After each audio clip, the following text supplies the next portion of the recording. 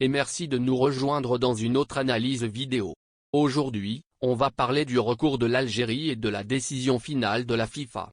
Juste pour clarifier, la réponse envoyée à la FAF par la commission des arbitres de la FIFA n'était pas un verdict. Cette commission ne peut que formuler des recommandations et n'a aucune autorité pour résoudre les litiges.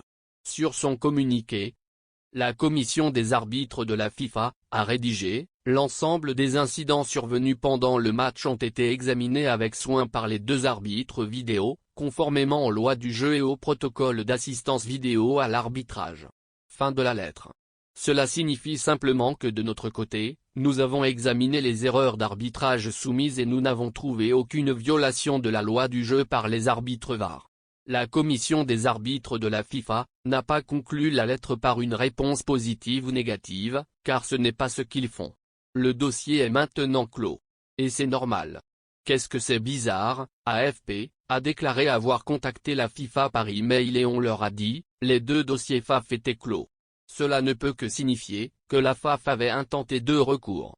Un à la commission des arbitres, et un autre à la commission de discipline. Soit les informations de l'AFP sont erronées, soit la FAF ne partage pas la seconde lettre de la commission de discipline. Ce qui est probablement négatif. Un dossier clos et une réponse négative ont plus de sens, car nous avons entendu le ministre des Sports affirmer que la prochaine étape ira au TA. Et nous savons de fait que vous ne pouvez pas aller au TA à moins que nous n'ayons une réponse négative de la FIFA. À moins que le ministre des Sports ne sache de quoi il parle et que la FAF attende toujours une réponse définitive pour son recours auprès de la FIFA. À ce stade vraiment personne ne sait. Parlons maintenant de la rumeur. Si c'est vraiment vrai, les arbitres VAR, ils n'ont jamais déclaré que Gassam et le match étaient conformes aux lois du jeu et au protocole d'assistance vidéo à l'arbitrage, mais si quelqu'un a changé les déclarations des deux arbitres VAR et envoyé leur réponse au FAF avec des informations erronées.